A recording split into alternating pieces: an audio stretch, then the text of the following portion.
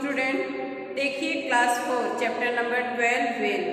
हम लोगों ने कल वेल के बारे में पढ़ा कि वेल अपने पृथ्वी की सबसे बड़ी क्या है, जीव है। ये डायनासोर से भी बहुत अधिक है, बहुत बड़ा है, क्योंकि इसकी लंबाई जो है कितनी मीटर थी, 30 मीटर थी, और इसका वजन जो है कितना था,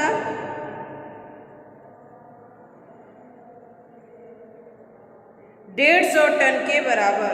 इसका वजन कितना था, 150 टन था, जिसमें से नीली जो वेल थी उसका लंबाई कितना था, 33 मीटर। नीली जो वेल थी वो कितनी लंबाई थी, 33 मीटर थी।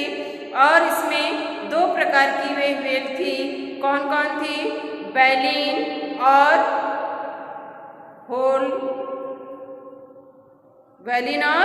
होमोडांट। तो वैलीन जो थी, वैलीन वेल में कौन कौन वेल थी, नीली वेल थी, ग्रे वेल थी, राइट वेल थी, फिन वेल थी, और सेई वेल थी, हम्प बैंक वेल थी। इसके बाद होलोडाम में कौन थी, किलर थी, और बेल्यूगा, पायलट, स्पर्म आदि क्या थे, होमोडांट वेल में थे। तो इसमें अभी नीली वेल जो बैलीन वेल के अंतर्गत आती है, नीली वेल मछली, उसके बारे में बताया गया है इस लेसन में। इसके बाद होमोडांट जो वेल थी उसमें आपको स्पर्म और किलर वेल के बारे में बताया गया है। और स्पर्म वेल कौन है और किलर वेल कौन है। तो स्पर्म वेल जो होती है वो कितनी मीटर की होती है, 19 मीटर होती है, यानी 19 मीटर लंबी होती है। और ये क्या करती हैं, 15-20 के ग्रुप में चलती हैं। इसके बाद जो किलर होती है वो भी कम से कम 9 मीटर की लंबाई पे होती है। जो नर किलर होती है 9 मीटर लंबाई होती है इसकी, और इसका वजन जो है 5000 किलोग्राम होता है। जो कि इसके जो जबड़े में कितने दांत होते हैं, 40 से 50 दांत होते हैं। और ये भी क्या करती हैं, एक के बाद एक कई ग्रुप में ये लोग भी रहती हैं, समूह में रहती हैं, ताकि जो उनके सामने शिकार है तो वो क्या कर सके, अच्छे से आक्रमण कर सके। और इन्हीं को जीव को प्रशिक्षित किया गया है, यानी इनको ट्रेनिंग दी गई है। और इनको ओसनेरिया जगह पे इनको देखने के लिए, दर्शकों को देखने के लिए, इनके कर्तव्य देखने के लिए इनको रखा गया है। क्योंकि ये जब अपनी पानी की सतह से बहुत ज़्यादा उछलती हैं और जो भी कर्तव्य दिखाती हो, ये तो ओसनेरिया में जाके देखना पड़ेगा कि ये जो किलर वेल है वो क्या कर्तव्य अपने दिखाती है। तो ये तो रहा थोड़ा सा हम सार बताए हैं लेसन का। तो आपको समझ में आ गया होगा कि ये मछलियाँ भी अपने धरती पे बहुत बड़ी हैं, जो कि अभी जब गर्मी पड़ती है तो ये लोग कहाँ चली जाती है, भूमध्य रेखा की चली जाती है। सर्दी पड़ती है, तो जब इस समय ठंडी पड़ रही है तो ये जो वेल मछलियाँ हैं, नीली वेल मछली है, वो कहाँ चली गई होगी, भूमध्य रेखा की तरफ चली गई होगी। और जब यहाँ पे गर्मी जब पड़ती है तो वो दक्षिण ध्रुव की तरफ चली जाती है। इसके बाद है, देखिए आप ये समझ गए होंगे। इसके बाद चलिए आते हैं, अभी जो इसमें मीनिंग दिया हुआ है ये आप राइट कर लेंगे अपने से, क्योंकि बहुत ज़्यादा मीनिंग नहीं है बच्चों। अब देखिए अभ्यास क्वेश्चन, आइए चलते हैं अभ्यास क्वेश्चन पे। एक्सरसाइज है, एक्सरसाइज नंबर 1, सही उत्तर पर। ये देखिए सारे लेसन में एक ही चीज दिया हुआ है, सही उत्तर पर सही का चिन्ह लगाइए। सारे लेसन में ये टिक करने के लिए दिया है। सीरियल से देता है, पहले 1 नंबर, फिर ऑप्शनल, फिर fill in the blanks, true false, जिसमें जो भी हो वैसे देता है। खाली स्थान, धरती का। अभी आपको जो राइट कर रहे हैं हम, अगर साथ से नहीं दिख रहा होगा तो आप अपना बुक सामने रखेंगे, आप अपने बुक में भी देख सकते हैं। धरती का सबसे बड़ा जीव है, धरती का सबसे बड़ा जीव है। तो देखिए इसमें दिया है हाथी, वेल, शुतुरमुर्ग, इनमें से कोई नहीं। अभी हम लोगों ने किसके बारे में पढ़ रहे हैं, वेल के बारे में पढ़ रहे हैं। तो कौन सा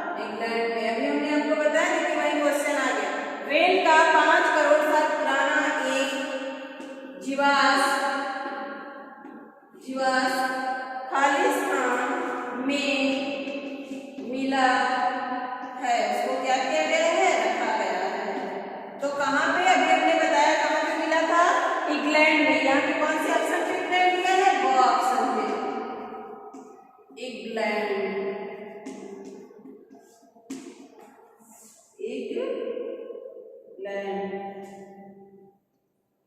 यहाँ पे भर देंगे न्यू लाइन।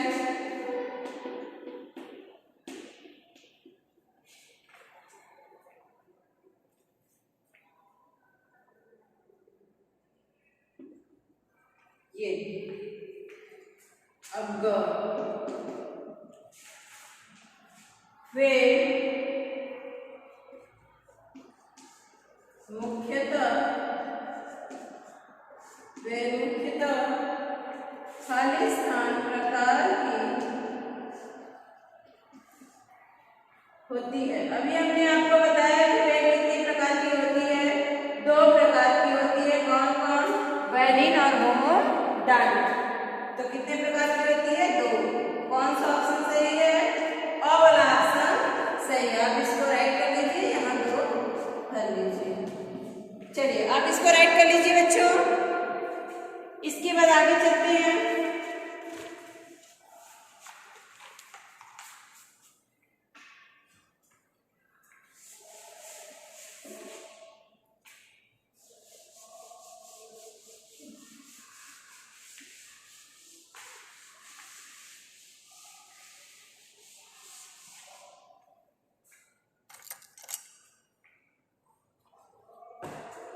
दूसरा है रिक्त स्थानों की पूर्ति कीजिए।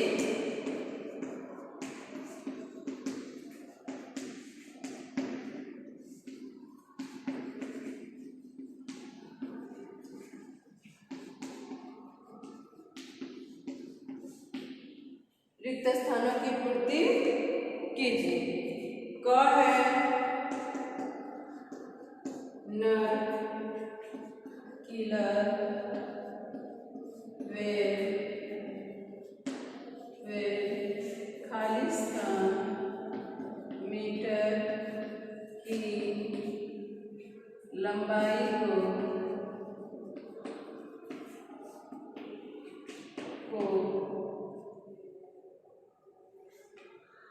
भी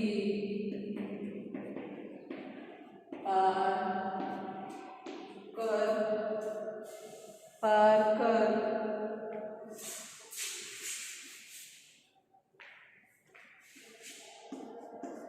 जाता है। तो नर किलर में कितने मीटर लंबाई को पार कर जाता है? अभी हमने आपको बताया है कि 9 मीटर। कितने मीटर को? 9 मीटर लंबाई को क्या करता है? पार कर जाता है। और है किलर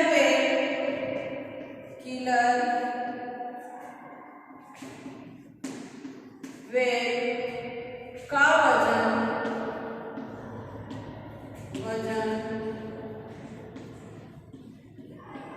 लगभग 1000। कितना 1000 हमने बताया है? 1000 किलोग्राम होता है। अभी हमने किलर की लंबाई और वजन दोनों बताया था। तो किलर की लंबाई कितनी बताए थे? 9 मीटर। और उसका वजन कितने बताए थे? 5000। कितने? 5000 किलोग्राम। ग है यह काफी खालिस्तान तक गोता लगा सकती है। तो क्या करती है यह? कितना? काफी क्या करती है? गहराई तक। काफी गहराई तक क्या करती है? गोता लगा सकती है। कितने मीटर? कितने मीटर नीचे तक, सॉरी कितने फुट नीचे तक जाती है? 1150। कितने फुट तक? 1150 फुट नीचे तक ये क्या कर सकती है? गोता लगा सकती है। कौन? Killer whale. कौन वेल? Killer well.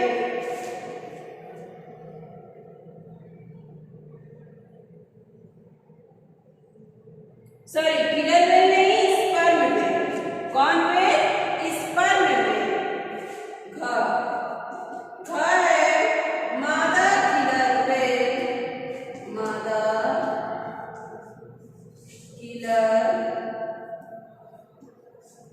वेल आकार में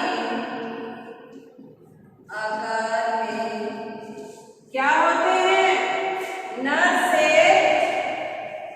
क्या होते हैं? नर से थोड़ी छोटी है।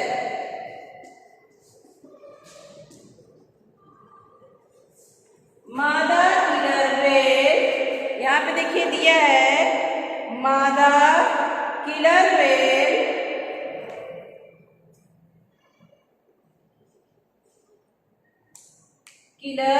वेल आकार में नर से थोड़ी छोटी है।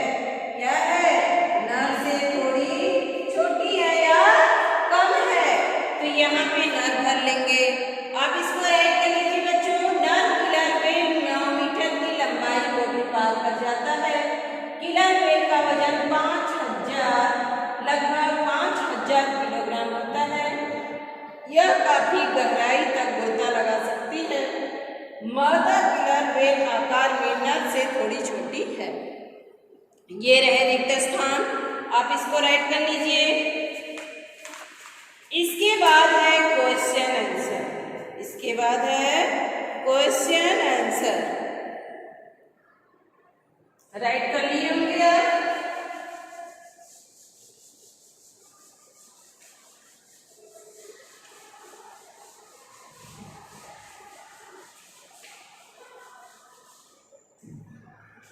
क्वेश्चन नंबर 3, निम्नलिखित प्रश्नों के उत्तर दीजिए। प्रश्नों के उत्तर दीजिए। क्वेश्चन नंबर 4, वेल की लंबाई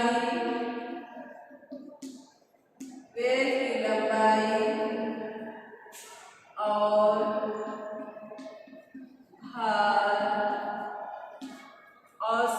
आमतौर से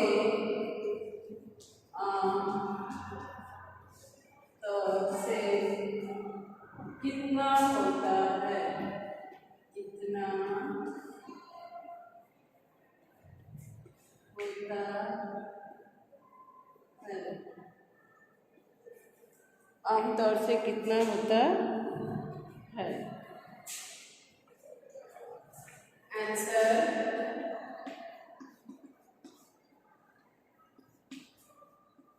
वेल की लंबाई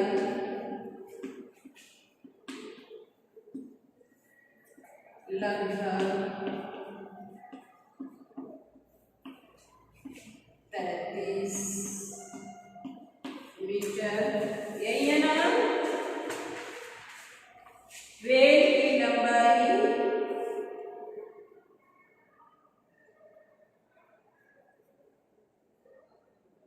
33 मीटर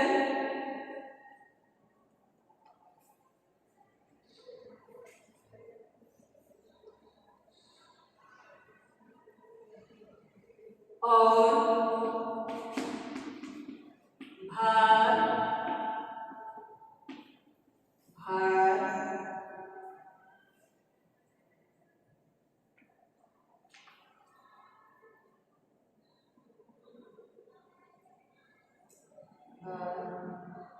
डेढ़ सौ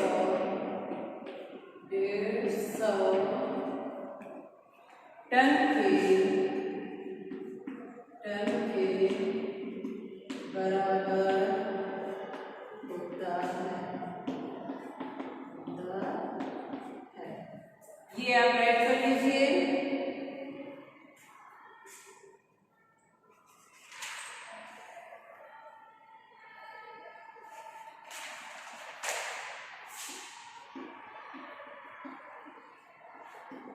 क्वेश्चन नंबर 4,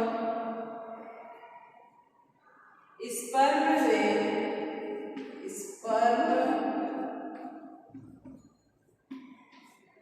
वेल कैसी होती है? कैसी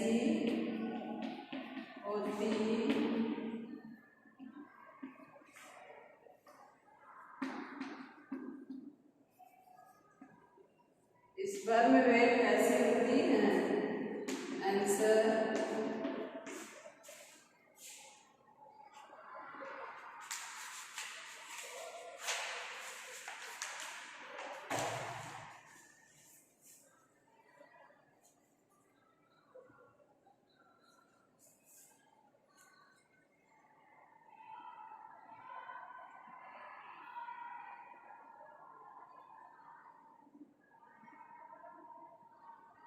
देखिए स्पर्म वेल कैसी होती हैं। इसके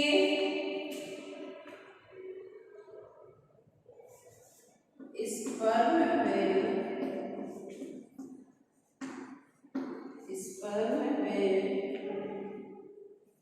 असामान्य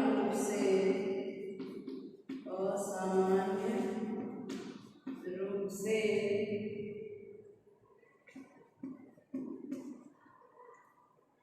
चौड़े सिर के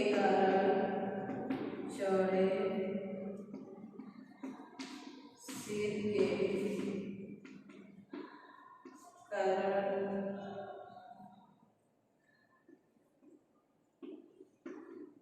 पहचाना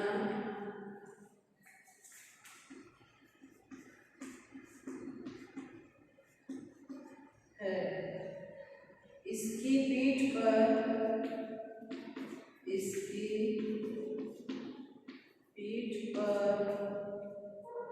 कुछ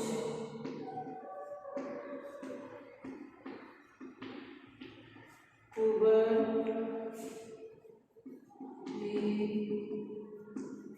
बने होते हैं।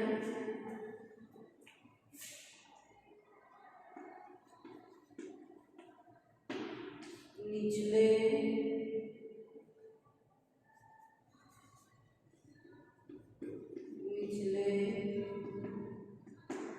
जबड़े में लंबे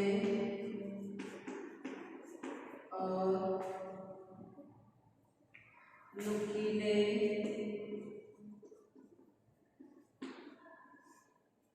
नुकीले दांत होते हैं।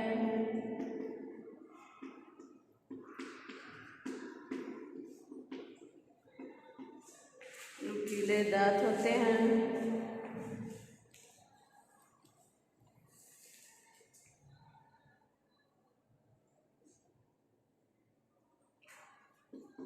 किंतु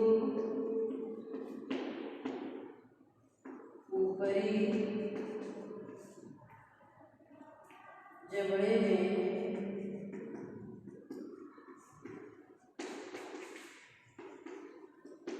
दांत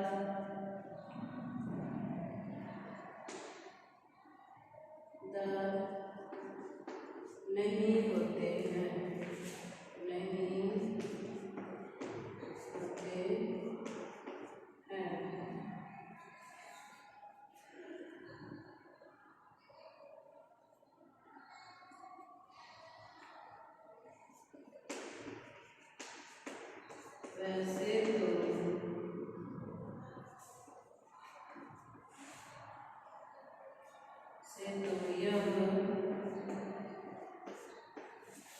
वैसे तो यह गहरे नीले भूरे रंग की होती है। किंतु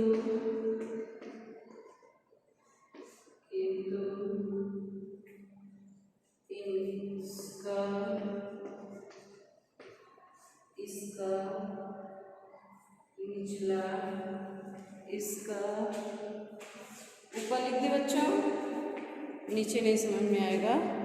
पहला वाला लिख लिए होंगे ना।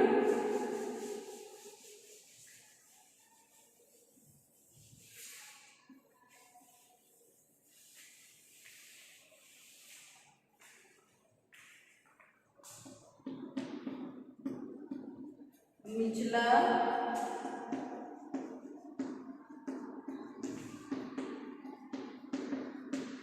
हिस्सा,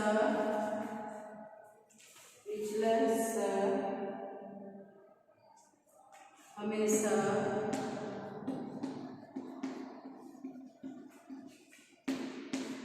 सफेद ही रहता है।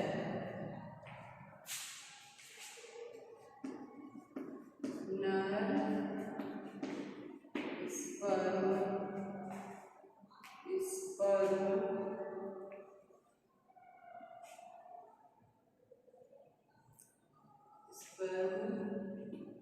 वेल 19 मीटर लंबी होती है। ये नर स्पर्म है।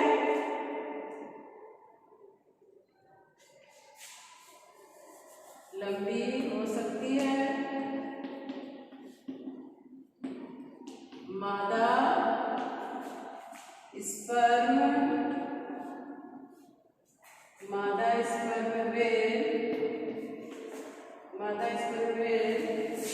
का आकार क्या होता है? थोड़ा आकार काफी छोटा होता है। काफी छोटा होता है। छोटा होता है। देखिए ये रहा बच्चों दूसरे का आंसर। स्पर्म वेल कैसी होती है? तो स्पर्म वेल के बारे में हमने बताया कि असमान रूप से चौड़े सिर के कारण पहचाना जाता है। इसकी पीठ पे कुछ कुबड़ भी बने होते हैं। निचले जबड़े में लंबे और नीले दांत होते हैं, किंतु ऊपरी जबड़े में दांत नहीं होते हैं। वैसे तो यह गहरे नीले भूरे रंग की होती है, किंतु इसका निचला हिस्सा हमेशा सफेद ही रहता है। नर स्पर्म वेल 19 मीटर लंबी हो सकती है और जो मादा स्पर्म वेल होता है उसका आकार क्या होता है? काफी छोटा होता है। तो ये रहे स्पर्म वेल के बारे में। कैसी होती है? तो इसका स्ट्रक्चर बताया जाए कि ये कैसी होती है। तो ये रहा सेकेंड क्वेश्चन का आंसर। इसके बाद है नीली वेल को सल्फर बॉटम क्यों कहा जाता है? किलर वेल हमेशा समूह में ही क्यों रहती है? वेलों को ऐसी कौन सी सुरक्षित जगह में रखा जाता है जहां लोग उनके कर्तव्य देख सकते हैं? तो ये रहा 2 क्वेश्चन का आंसर और 3 क्वेश्चन का आंसर हम आपको बच्चों कल राइट करा देंगे।